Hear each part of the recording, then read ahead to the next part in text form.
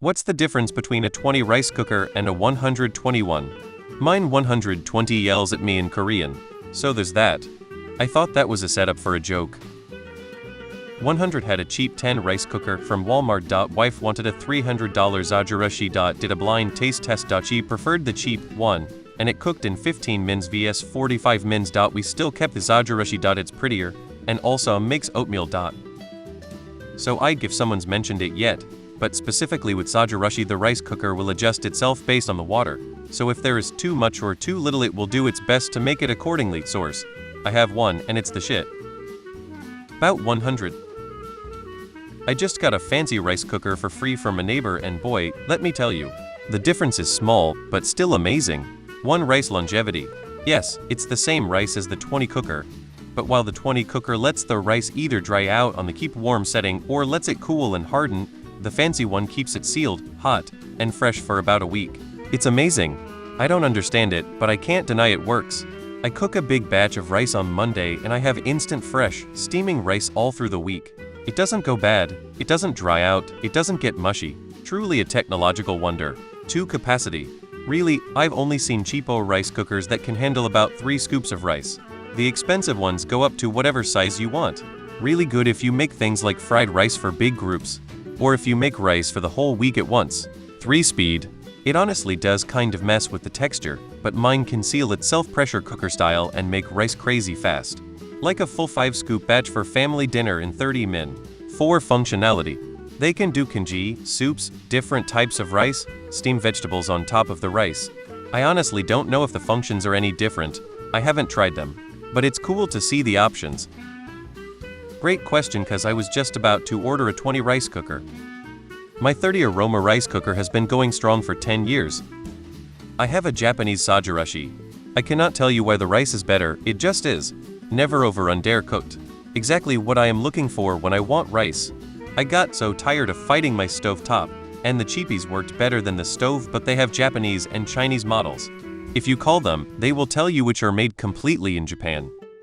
My Zajirashi keeps rice at temp for several days. That's the main advantage, for me, over a cheap one. Get a Tiger, made in Japan. You can cook the rice and 2 days later it's still hot and fresh inside this thing. I never regretted it. It has a bunch of other cook functions too, but I never use them because it's a rice cooker. But it has different settings for different kinds of rice and you can use it as a slow cooker or a steamer. We have both, and the Zajirashi is slightly better on a blind taste test than the cheap one. The texture is just better, especially with sticky or brown rice, but it does take a lot longer. We use the cheap one if we just want a quick jasmine rice for dinner, and the Zajirashi if we are cooking a lot or brown rice. Probably cooks the same, but let me tell you, the pricier one like I have purchased keeps the rice warm better for longer. I've had it on for 14 straight hours and still was perfectly fine and not burnt. Also, the beeping is really alarming for when it's cooked, vs the traditional analog ones that flick the switch upwards. I didn't pay 120, but somewhere around 70 for a Philips one. The cheaper 21 I had almost always burns the rice if you leave it on for more than 2 hours, and that shit sucks. It just tastes better. I got a really expensive Zajirashi as a gift and the rice was cooked to perfection every time. The cheap ones use something like a bimetallic strip in a thermostat that is set up to stop when the temp hits a specific level indicating a specific rice doneness. The expensive ones use a sensor to measure specific temperature and logic to decide what to do in programming for the various modes and settings. If you just want rice and a machine that is robust, but not adjustable, then the cheap one will probably work just as well. Assuming you're near sea level. A cheap rice cooker will crisp up the bottom of the cooked rice, which means you either have to make something different with it or throw it away. This is particularly bad if it's one of the larger rice cookers, as it means cooking 3 portions if you want 2 of fluffy or sticky rice. I just use a pan, put rice, add water until it's 1 knuckle above the rice. Bring to a boil, then low to steam until the water is gone. Size is 1. Features like a display screen, etc. Instant Pot makes really good rice for me.